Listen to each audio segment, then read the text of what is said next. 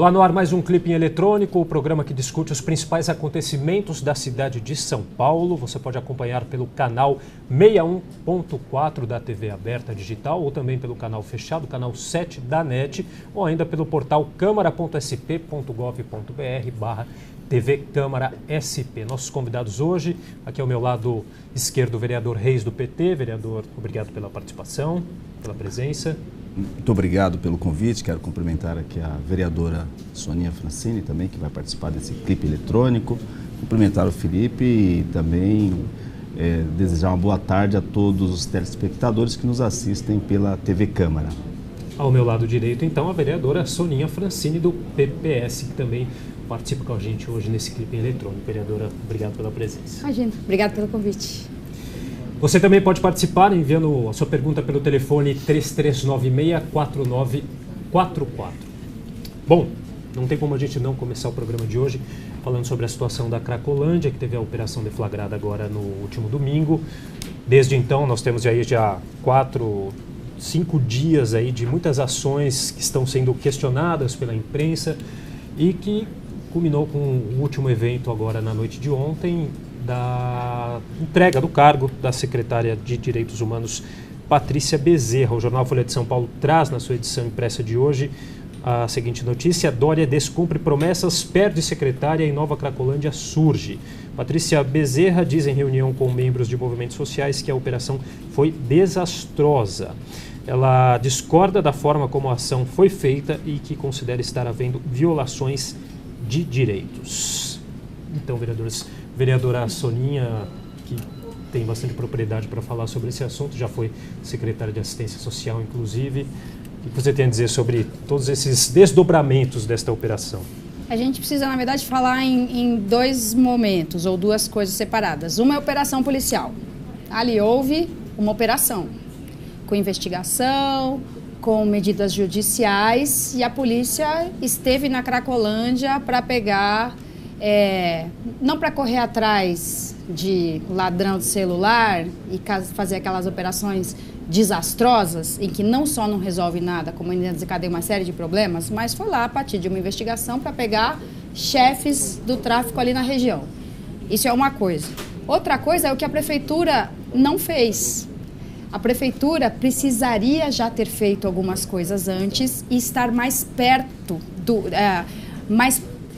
preparada para oferecer uma saída ou várias portas de entrada, como é mais adequado dizer, do que estava hoje. Então, assim, eu não vou dizer que na segunda-feira ou no domingo, na segunda depois da operação, seria possível você ter tudo preparado como se deve para receber 800 mil usuários de crack ali da Cracolândia.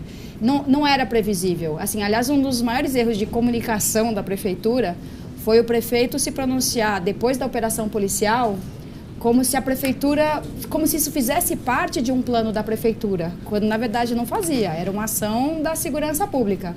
Mas o prefeito comemorou aquilo, né? O desmanche ali do fluxo, da Dino Bueno, da Helvétia, mas ali não era uma ação da prefeitura. Assim, quem quisesse ou comemorar ou lamentação, precisa fazer isso dirigido à segurança pública. O que era da prefeitura era providenciar o acolhimento, o atendimento em assistência social e o atendimento em saúde. E, do ponto de vista da segurança urbana, a proteção para que os próprios agentes públicos da saúde e da assistência social conseguissem fazer seu trabalho. Porque a Cracolândia nunca foi um espaço pacífico, nunca foi um lugar de garantia de direitos humanos, sempre foi um lugar de violência, de negação de direitos. E vinha passando por uma escalada de violência muito séria, né? A gente tomou conhecimento uns 15 dias atrás do rapaz que foi torturado e morto. Encontraram, né, o corpo dele foi levado para a favela do Moinho, que não é longe dali. Na última operação, na última ação policial que teve lá, desse tipo reativo, né? Alguém rouba o celular, sai correndo, a guarda ou a polícia vão atrás, o agente público é agredido e aí vem a polícia em socorro, né? Aí vem o choque, aquela coisa toda. Dessa vez, e eu estava lá, eu vi os agentes públicos, os trabalhadores da saúde e da assistência social serem absolutamente desrespeitados pelo tráfico. Assim, já não tinha mais um mínimo de salvaguarda ali, tipo, até que começou assim, os traficantes dizendo, sai daqui, o bicho tá pegando, saiam daqui, fiquem aqui, ok? Vocês ficam aqui, vocês atendem, se houver feridos, a gente traz eles para cá. Depois de um certo momento, a situação ainda estava bem tensa, e apareceram ali, né, os representantes do movimento e obrigaram os profissionais de saúde a voltar para o prédio do Redenção. Então, assim, a violência ali estava atingindo limites insustentáveis. Mais um motivo para a prefeitura se preparar ainda mais para uma contingência como essa.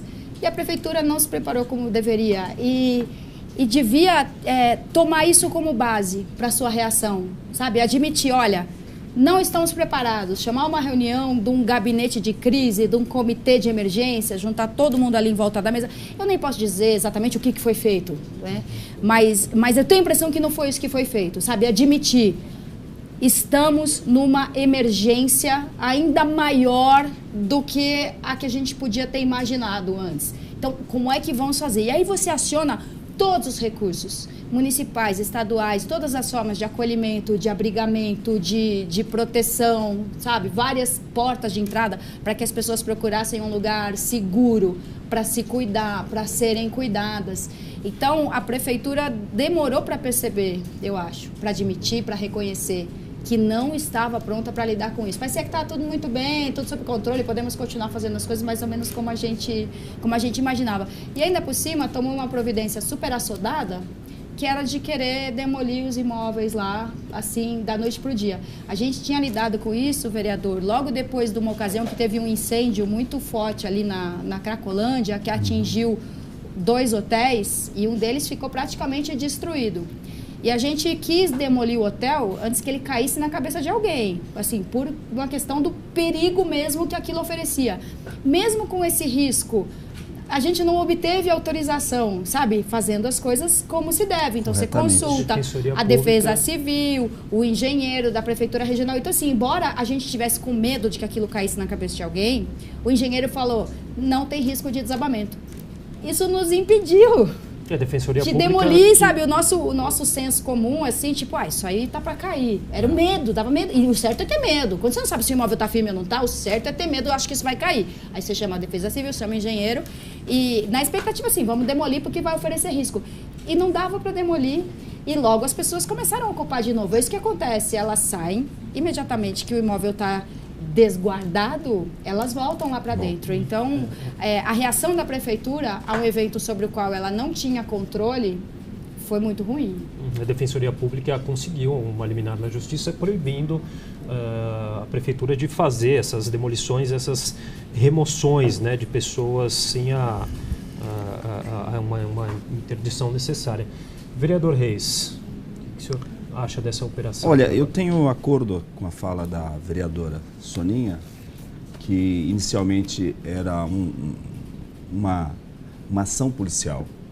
Existia uma investigação antes do Dória ser prefeito, antes do Dória assumir a prefeitura, uma investigação de 11 meses que o Narcóticos estava promovendo naquela região, mapeando os traficantes, mapeando quem realmente eram os donos das lojas de venda de droga, a hierarquia toda da droga naquela região.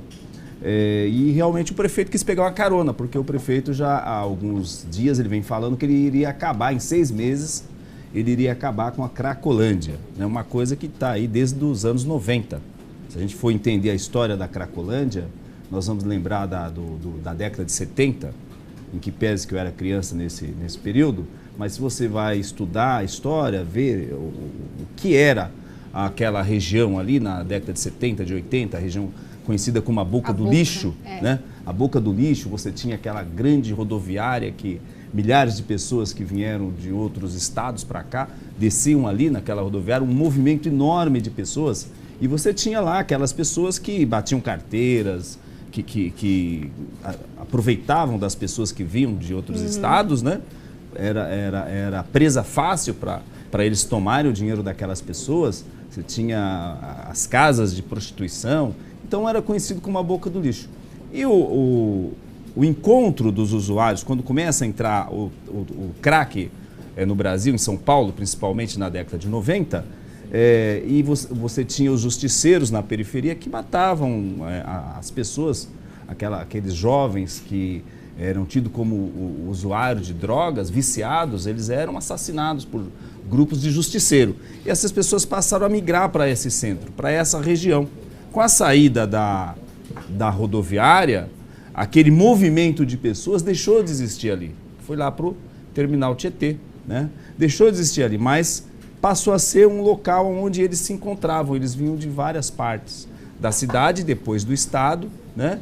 E se encontravam ali e tinha o acesso fácil à droga, né? Tinha o acesso fácil. Depois nós passamos a ter um grande número de moradores de rua, né? Você passa a noite ali, você vê, e até 10, 15 anos atrás, você via várias pessoas com aquelas barraquinhas morando, e aquelas pessoas também viviam da venda de droga, que era uma droga muito barata. Hoje talvez esteja um pouco mais caro, mas era muito barata. Era a droga que as pessoas...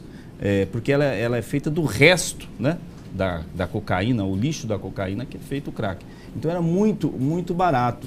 E os governos que foram passando por aí, eles não tinham muita ação, muita atividade ali para conter isso aí, né?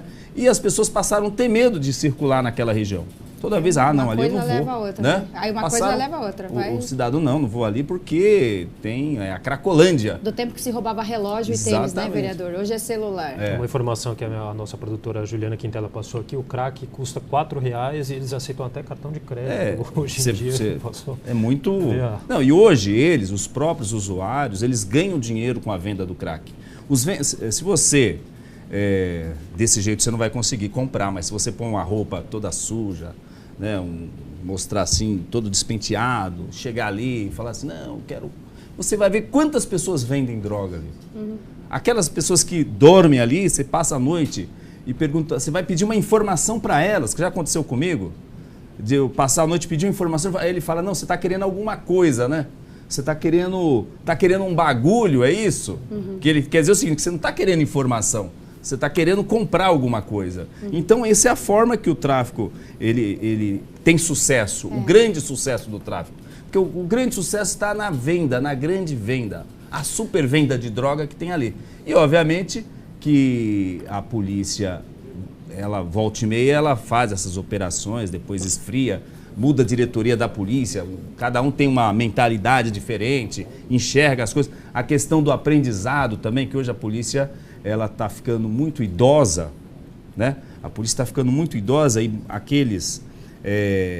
à medida que ele vai tomando tempo, ele vai se aposentando. Uhum. Aquela expertise de investigação vai se perdendo, né? À medida que você não repõe o efetivo. Quando você repõe o efetivo, os novos vão aprendendo a investigar, vão aprendendo como que deve se prever executar o trabalho com os mais antigos. Mas à medida que esses antigos vão se aposentando e você não vai repondo, quando chegam os novos, eles estão um pouco perdidos no papel investigativo. A gente percebe isso. E aí você age sob arroubos, né? Porque ímpeto. Não tem experiência, percebe? Você leva anos para adquirir a experiência de rua.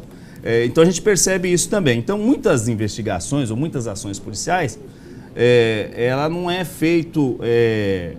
com critérios, com eficiência, com ciência, né? É científico o negócio, é muito científico. Porque aquelas pessoas que tinham expertise não estão mais na corporação, elas já saíram, já venceram o tempo delas, né? Então, agora, precisava ser feita alguma operação policial? Então, o que eu entendo que deveria ter sido feito é o seguinte, você poderia... Ali é uma área que não vai se conseguir tirar os usuários dali. Não tem governo que vai tirar. Porque os usuários, eles vão surgindo, outros vão se viciando, percebe? É enxugar gelo, você enxuga gelo. Você tira 200, no outro dia tem 300, 400, porque aquele que vende droga, ele precisa drogar as pessoas para ter mercado consumidor. Uhum. Então, enquanto estiver entrando a quantidade de droga que entra aqui na cidade de São Paulo, você não consegue resolver isso, porque hoje você tira essa mula, você tira esse vendedor, mas já tem outro no lugar. Fácil. Você tira o gerente dessa loja de distribuição de drogas, já tem outro no lugar. Ainda mais com esse desempreguismo que nós estamos tendo, e as pessoas precisam ganhar dinheiro. E aí você oferece para ele a oportunidade de ganhar dinheiro. Ele acaba entrando, percebe? Então, é muito difícil você falar que pelo poder, pela força, pelo exercício do governo, você acaba com isso. Não acaba. Não acaba. Você pode mudar esses lugares, como nós tivemos ontem lá na Cracolândia. Eles estão todos ali na Princesa Isabel. Milhares, centenas de pessoas. Você chega lá, está assim, ó. Percebe? E mesmo lá na rua Helvétia, onde houve a ação, você vê a circulação deles, né? Então, e Quer dizer, houve só um deslocamento de um local para outra situação que a gente já viu. Deslocamento, e a venda, dispersão... Olha, dizem que a polícia prendeu 50 pessoas, não é isso? Acho que foi. Diz que prendeu 50 pessoas. A venda continua. Ou seja, aqueles 50... O abastecimento. Aqueles 50 que foram recolhidos à cela, ao cárcere, já foram substituídos por outros. Por quê? Porque é dinheiro, é muito dinheiro. E tem investidores poderosos no tráfico. Não é essa turma que você vê, aquela turma que parece aquela música do Michael Jackson, né? Você vê a forma lá, parece da forma... não é aquilo ali. O problema é que existem investidores milionários e que a polícia não chega a eles. A polícia consegue chegar ali na mula... no pequeno, médio traficante, mas no dono do negócio, ela não chega. Então, eu acho sempre que um consenso... Eu pensava que o único consenso a respeito de um lugar como a Cracolândia é que o problema é complexo. E um dos erros cometidos é achar que é simples, que é só você ter leito de internação, por exemplo, que vai dar tudo certo. Se o cara quiser ir, muito que bem. Se ele não quiser, a gente obriga... E ele passa pela internação, aí ele vai morar em algum lugar e trabalhar e sair disso. É muito complexo. Qualquer pessoa que tenha convivido com um dependente de drogas na sua família, pode ser álcool, a situação. Cocaína, crack, é muito complexo. A pessoa tendo casa, família, emprego, bom tratamento de saúde... É difícil lidar com isso, assim. O problema da dependência de droga é complicado em qualquer contexto, em qualquer situação, qualquer classe social. O prefeito pediu, né, à justiça aí a internação compulsória, que ainda está sendo analisado. Você acha que essa questão resolve? É como você fazer qualquer coisa em massa compulsória, entendeu? Não. Precisamos garantir que ninguém tem diabetes, porque diabetes pode causar cegueira. Então, está todo mundo obrigado a fazer o exame de diabetes e se não for, a gente vai pegar força, porque você não tem condição de decidir, então vamos pegar todos.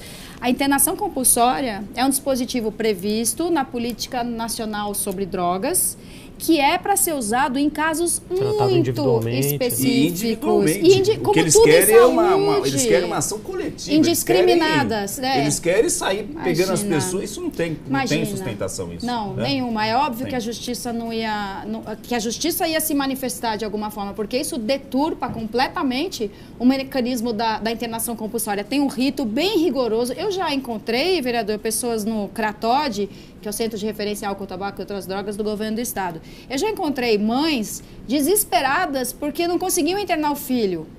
O juiz não deixa. Então, assim, o mecanismo da internação involuntária... E individual. Involuntária ou compulsória ainda exige, é muito criterioso, é muito rigoroso. E nesses tempos todos de instalação de um plantão no CRATOD para avaliação dos casos de possível internação compulsória, foram muito poucas as internações compulsórias. Então, é individual, como tudo em saúde, é um diagnóstico individual, ainda mais nesse caso, é um extremo, é uma medida judicial. Então, você jamais poderia abrir essa possibilidade de busca e apreensão de pessoas. O que a lei já permite, é permitido e pronto. Agora, fazer isso assim em escala é uma ideia tão absurda. E digamos que não fosse. Digamos que fosse uma ideia boa. Isso. E que digamos que tivesse leito de internação para todo mundo. E depois? A pessoa fica 15 dias internada para uma desintoxicação. 15, 20. E depois?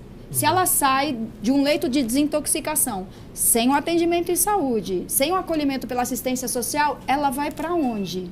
E ela vai continuar... Volta para Cracolândia. Ela volta para a rua. É muito difícil segurar a onda, sabe? Você já se desestruturou em toda a sua rotina, os seus laços. Vereadora, então... ontem eu estive lá naquele prédio onde a máquina foi autorizada a demolir. E o que acontece?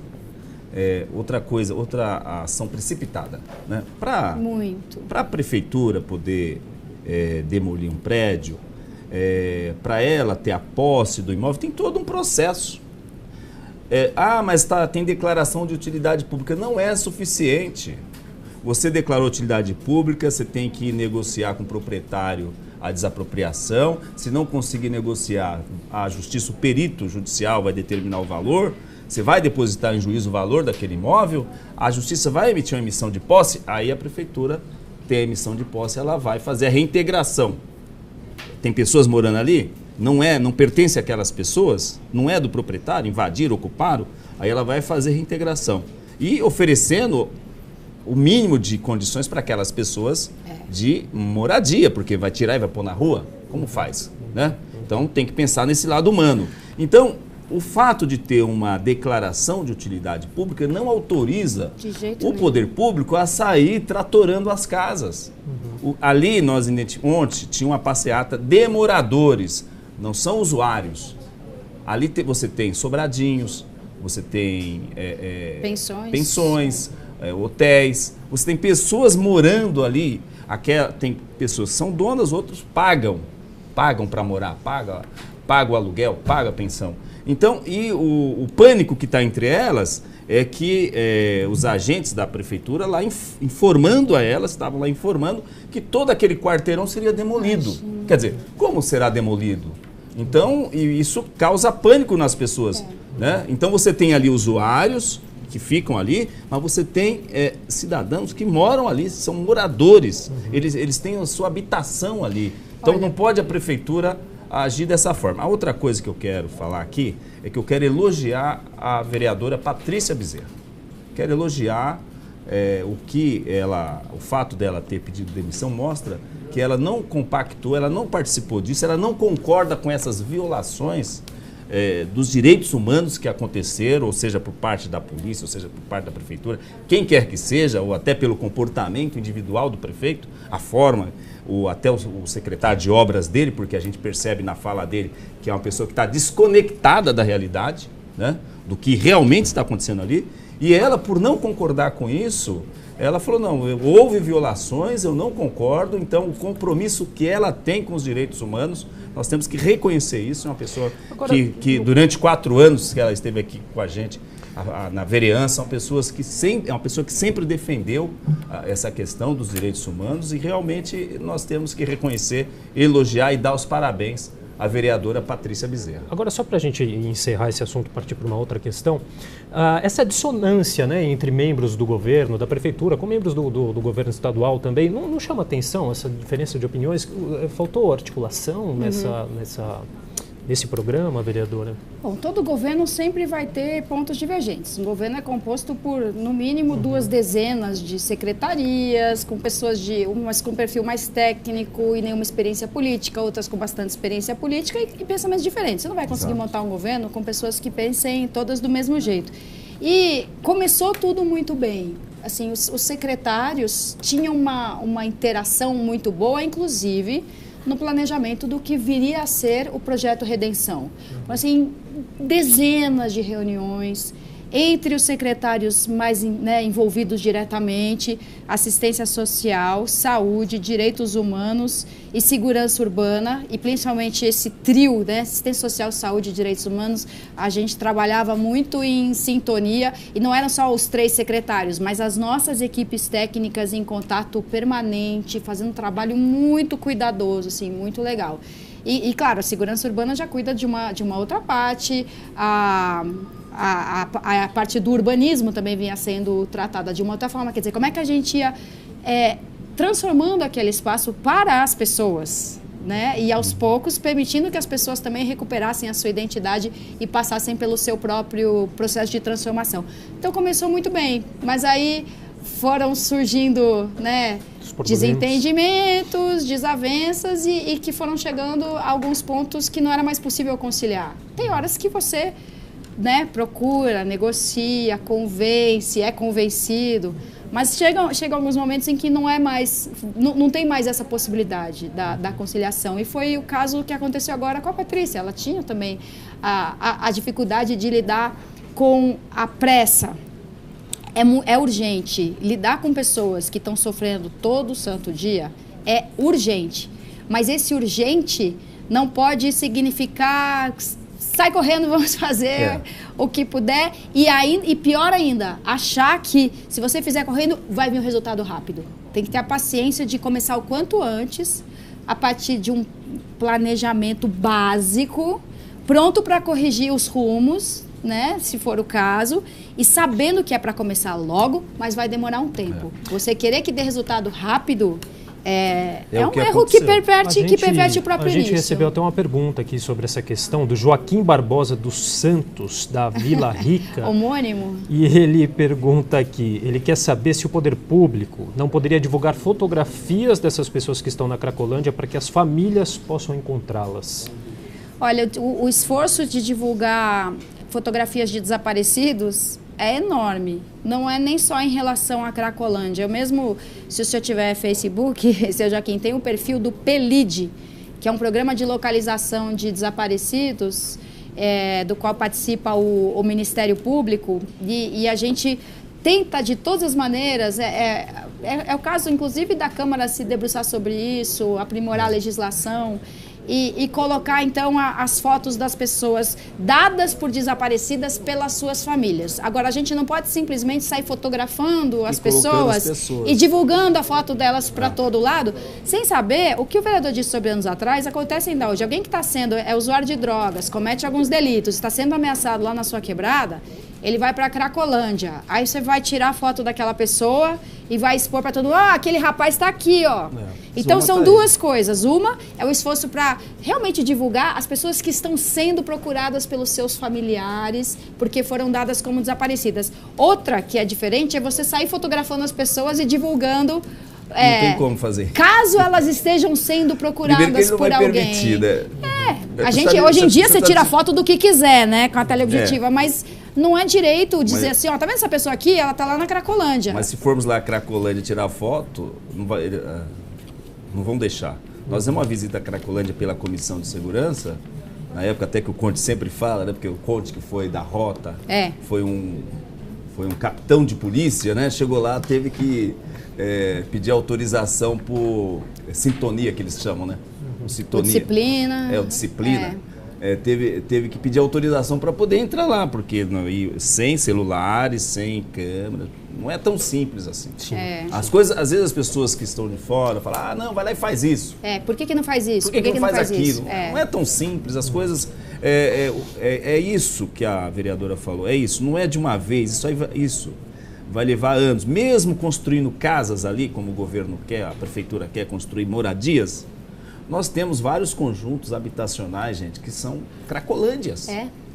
Entendeu? Nós temos vários conjuntos habitacionais que tem dono, que manda. Nós temos um estado paralelo. É isso que o povo precisa entender.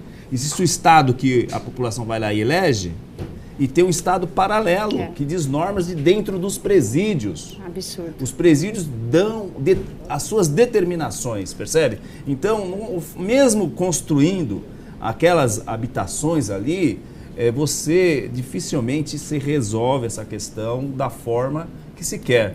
Tem que ter educação lá no berço, tem que ter educação, tem que ter emprego, tem que ter atenção, perspectiva, tem que ter perspectiva, né, entendeu? Você tem que fazer com que as nossas crianças, os nossos adolescentes não entrem nesse submundo, porque depois que eles entram é muito difícil, né? Você vê que a Polícia Militar ela tem um trabalho nas escolas que chama o PROERT, muito importante para explicar para aqueles jovens, para aquelas crianças que estão ali no ensino fundamental, no ensino médio, a situação da droga, o que causa, as dependências. Então, tem que ter todo um trabalho de investimento no longo prazo. Nós não podemos pegar a agenda política, porque vai ter eleições em 2018, eu quero ser governador, eu quero ser presidente, eu quero me reeleger, então eu tenho que fazer tudo para ontem. Não é assim que vai, não é isso que vai dar resultado.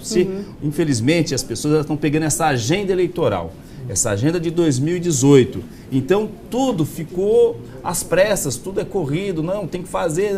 E aí começa a tomar caminhos, né, que dá esse tipo de resultado que deu essa ação desastrada. A gente pode chamar uma ação desastrada que foi feito na Cracolândia. Tem até mais uma pergunta aqui, eu acho que já foi em parte respondida pelo senhor, mas do Evaristo Dantas, do Jaraguá, que ele diz que o vereador Reis falou da Cracolândia, mas não deu a solução. Eu queria saber a solução. Então, o vereador é uma coisa que eu acho que nenhum de nós terá a verdade. Eu acho que talvez a soma de todas as pessoas debatendo, discutindo, poderá encontrar uma verdade. Né? Já pensou, o vereador Reis tem a solução.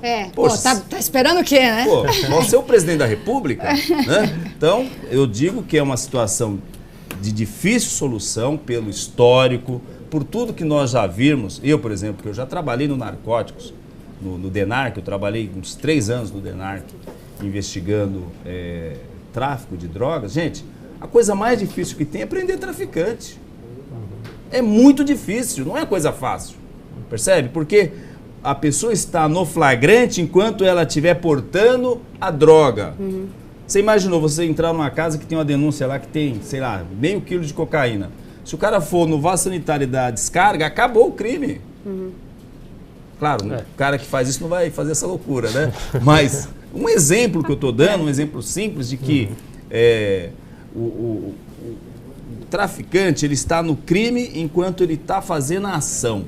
Ó, ele está vendendo, ele vendeu, ele portou. Tem que conjugar os verbos lá da lei que trata de drogas. Ele é rico, armado, influente, envolvido. Né? Não é coisa tão influente simples. Na comunidade, influente na política. Quando chega a polícia em determinadas comunidades, ele já está sabendo que a polícia vai entrar lá, já... Quando não é a própria polícia que avisa. Quando não é a própria polícia. Mas a solução não é assim, né? Qual é a solução? Mas uma delas é uma participação maior da assistência social. Não estou puxando a brasa para minha sardinha, não. Mas a assistência social é um tipo de política muito abrangente. Tem gente que pensa que a assistência social é para compensar como a educação está mais ou menos, como a saúde não dá conta e a segurança é meio ruim, então vem a assistência social para tapar esses buracos. Não, a assistência social é um sistema de garantias que, num caso complexo como esse da Cracolândia, é fundamental. O atendimento socioassistencial, o acolhimento, o encaminhamento, o acompanhamento de um projeto individual. Então, não é que isso, pronto, resolveu a Cracolândia. Até os usuários se envolvem em delitos, né? Como o vereador estava falando, no dia da operação, destruíram uma padaria. Uma banca de jornal. Eu tinha acabado de sair de lá, vereador. E aí, não é assim também. Não, se a gente ofereceu um ótimo atendimento à assistência social, resolvemos. Não. Mas um dos componentes é assistência social e é capaz de fazer muita diferença na transformação da vida de pessoas. E outra coisa, nós temos que reconhecer o trabalho da assistência social. Porque não é para qualquer um. Não é para qualquer um. Aquelas pessoas, elas fazem esse trabalho, fazem com amor, fazem com coração, com dedicação e correm todos os riscos. E o consultório na rua é admirável. Você imagina, elas correm todos os riscos porque elas estão se envolvendo com pessoas que você, eu e outras pessoas não tem coragem de se relacionar o tempo todo com elas, que são pessoas que podem, inclusive, colocar a vida dela em risco. Sim, no momento de surto, de desconfiança. Não é uma coisa fácil. Não, né? Consultório na rua e a abordagem social ali no território da Cracolândia é de dar uma medalha para cada um. Eu não teria coragem de fazer o papel que os assistentes sociais faz aqui na cidade de São Paulo, certo? Eles abordam, eles conversam, eles dialogam, eles vão atrás, eles fazem a busca ativa. Né? E a escuta qualificada. Exatamente, percebe? Eles sabem mais do que todo esse departamento de polícia aí, de investigação, ele sabe muito mais do que todo o departamento. Porque o departamento, ele está de longe olhando, né? Ele está de longe, ele está colhendo informação aqui e acolá, não é uma coisa fácil. Para depois armar a prisão, não é uma coisa difícil também. Mas a assistência social está ali, está em loco e está correndo todos os riscos. Percebe? Então, a cidade tem que reconhecer, tem que valorizar esses profissionais. Nós na Câmara aqui, nós temos, por exemplo, o prefeito até agora não mandou nenhum projeto de aumento dos servidores esse ano. Pelo menos a Câmara já aprovou aqui a correção da inflação para os servidores municipais. O Tribunal de Contas já mandou o seu projeto para reajustar, corrigir os 4,76%. E a Prefeitura de São Paulo, até agora, não mandou um projeto para a Câmara para pelo menos a inflação. Estou falando vai dar aumento de salário, mas pelo menos a inflação, a correção da inflação para esses servidores que prestam um serviço fundamental para a cidade. Né? Na assistência social muita gente ganha mal. E olha, talvez se perguntasse para as assistentes sociais, o que você tem que escolher agora? Melhora o seu salário ou chamo assistentes aprovadas em concurso? É bem capaz que assim, não, chama as outras assistentes. Pela condição de trabalho, né? Pela sobrecarga. Bom, vamos entrar na outra questão rapidinho, nosso tempo está acabando, a gente tem um pouco mais de 5 minutos, mas acho que dá para a gente dar uma pincelada aqui nessa questão, que a Câmara aprova a PPI em primeira votação. O programa de parcelamento incentivado da Prefeitura foi aprovado em primeira votação por 41 votos favoráveis e 8 contra na sessão plenária desta quarta-feira de ontem na Câmara dos Vereadores. O projeto do Executivo, o PL do Executivo, autoriza que os contribuintes dividam seus débitos com o município em parcelas de no mínimo R$50 para pessoas físicas e de 300 para pessoas jurídicas. Segundo representantes do governo, os cofres públicos podem arrecadar até 1 bilhão. A oposição irá apresentar um substitutivo para que o PPI favoreça os mais pobres e as micro e pequenas empresas. O senhor, como eu já tinha conversado ontem, até é contra acha que poderia ter sido mais discutido? Ainda está no prazo, né? Porque ainda tem aí a segunda votação. Então, alguns ajustes, eu acho que terá ajustes, não será esse texto, né? Eu acho que ontem houve um acordo entre as lideranças antes de votar, porque ainda tinha algum substitutivo que teria que entrar em congresso de comissão, e aí nós talvez sairíamos aqui na madrugada, né? Então, houve um acordo de se votar em primeira votação e buscar aperfeiçoá-lo para a segunda votação. Então, uma série de emendas que os vereadores apresentaram, e essas emendas voltarão em discussão na segunda votação, e aí sim teremos o texto acabado. É importante? É importante, mas nós não podemos ficar só fazendo PPI, né? Porque nós temos os grandes devedores que às vezes ficam trabalhando com dinheiro que deveria pagar o tributo, eles ficam trabalhando com o dinheiro, investem esse dinheiro, ganham muito mais do que isso, e aí fica esperando um parcelamento incentivado, né? E é o que eu falei. Eu, inclusive, ontem falei dos 10 maiores devedores, e são dívidas bilionárias, milionárias, né? Que poderia estar dando resposta para uma série de problemas que a cidade tem. Eles ganham dinheiro na cidade, porque a cidade, 12 milhões de pessoas, 12 milhões de consumidores, né? Então, a riqueza, uma grande riqueza que tem na cidade, que enriquece cada vez mais esses atores, e eles têm que dar aquilo que é da cidade. Eles têm que devolver aquilo que pertence à cidade, não é só vem a nós. É um valor de até 1 bilhão de reais. E a gente tem os paraísos fiscais, né? No entorno da própria capital, quer dizer, empresas que prestam serviços na capital, mas que diante de uma possibilidade de pagar imposto por uma alíquota menor, tem a sua sede administrativa fora da capital. Então, você tem uma das empresas ligadas ao Itaú Leasing, não sei. Então, assim, não, mas a gente fica em Cotia. Mas ganha o dinheiro aqui. Mas ganha o dinheiro em São Paulo. Então, nem sempre essa dívida também está ali tão bem definida, sabe? Não é à toa que você tem uma comissão parlamentar para se debruçar sobre isso. Mas teve um debate bom ontem no plenário, além das palhaçadas sempre, teve uma discussão interessante, né? Sobre exatamente o limite entre você ajudar a cidade e ajudar pessoas, é o devedor de boa-fé.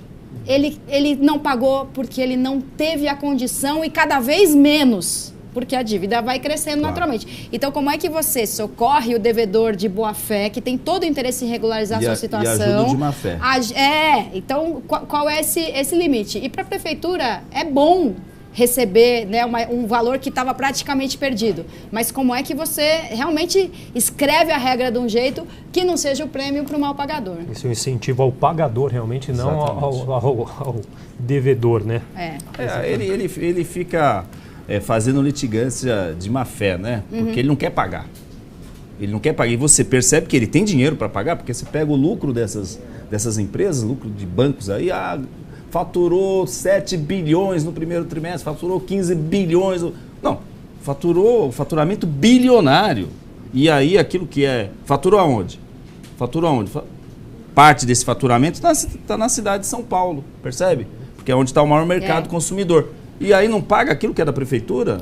Inclusive, isso dá uma impressão de riqueza que não corresponde à realidade. Porque assim, não, mas o mercado financeiro de São Paulo é o maior do Brasil. Tá, e o imposto que é sobre operações financeiras, que é federal, não fica aqui. E uma parte dessas atividades também não recolhe outros impostos aqui, porque a sede da empresa não fica na capital. Está lá em Cotia. Pois é. Bom, nosso tempo está chegando. Está lá em Barueri.